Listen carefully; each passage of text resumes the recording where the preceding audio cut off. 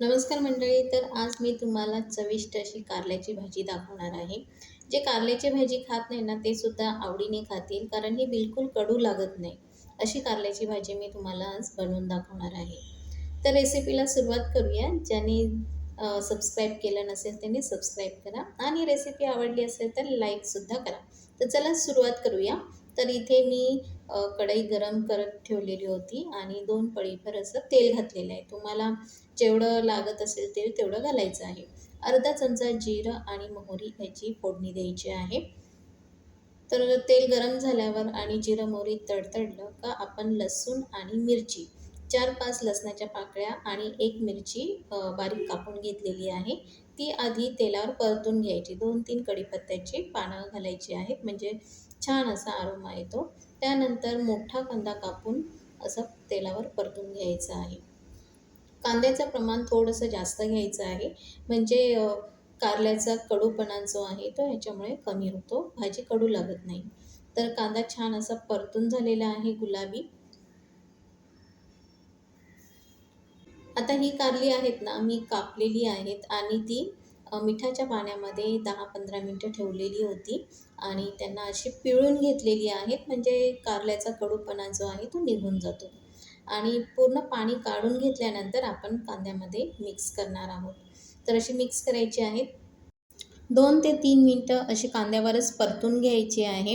एक वेळ झाकण मारून 2 ते 3 मिनिटं अशी वाफ काढून घ्यायची आहे, म्हणजे कारली सॉफ्ट होतात कांद्यासोबतच. तर इथे बघा वाफ चांगली आलेली आहे आणि कारली नरम झालेली आहेत कांद्यासोबतच आणि थोडंसं पाणीसुद्धा सुटते कारल्यांचं.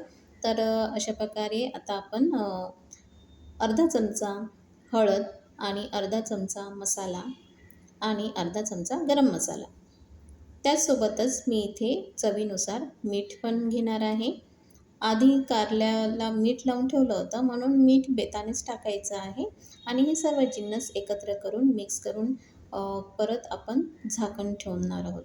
तर इथे बघा चवीनुसार मी मीठ घेतलेलं आहे. आता मिक्स करूया आणि ह्याच्यावर झाकण ठेवून एक चांगली वाफ काढायची. जर का कढईला मसाला लागलाच तर थोडंसं पाणी शिंपडायचं आहे, जेणेकरून कढई आणि भाजीसुद्धा करपणार नाही. तर इथे मी झाकण ठेवलेलं आहे आणि 2 ते 3 मिनिटासाठी चांगली वाफ काढून घ्यायची आहे. तर इथे बघा आता मस्त अशी कारली जी आहे ती अर्धी शिजलेली आहे, पूर्ण अजून झालेली नाही. पण मध्ये-मध्ये चेक करायचं, नाहीतर कारली जी आहे ती कढईला लागून करपू शकतात. जसं आवश्यक वाटेल तसं थोडंसं पाणी घालायचं, जास्त पाणी घालायचं नाही. आणि आपण ही भाजी सुकी बनवणार आहोत, त्यामुळे पाण्याचं प्रमाण कमीच ठेवायचं आहे. आता परत मी वाफेवर ठेवलेलं आहे. थोडंसं पाणी टाकलेलं आहे आणि वाफेवर ठेवलं आणि अशीच शिजून द्यायची आहे. 5 ते 10 मिनिटं अशा प्रकारे शिजवायची आहे, का भाजी मस्त होते आणि अजिबात ही भाजी कडू लागत नाही. तुम्ही चपातीसोबत, भाकरीसोबत खाऊ शकता किंवा डाळ-भात केला त्याच्यासोबतसुद्धा ही भाजी खूप छान लागते. डब्यालासुद्धा घेऊन जाऊ शकता. अशी ही पौष्टिक भाजी आहे. तुम्ही नक्की करून बघा, झटपट होणारी आणि ह्याच्यामध्ये काही जास्त मसाले, वाटण-घाटण काही नाही आहे. साधी सोपी अशी भाजी आहे. तर ही भाजी तुम्हाला नक्कीच आवडली असेल आणि आवडली असेल तर लाईक करायला विसरू नका. आता आपण भेटूया एखाद्या नवीन रेसिपीमध्ये. तोपर्यंत सगळ्यांना माझा नमस्कार आणि लाईक, सबस्क्राईब करायला विसरू नका.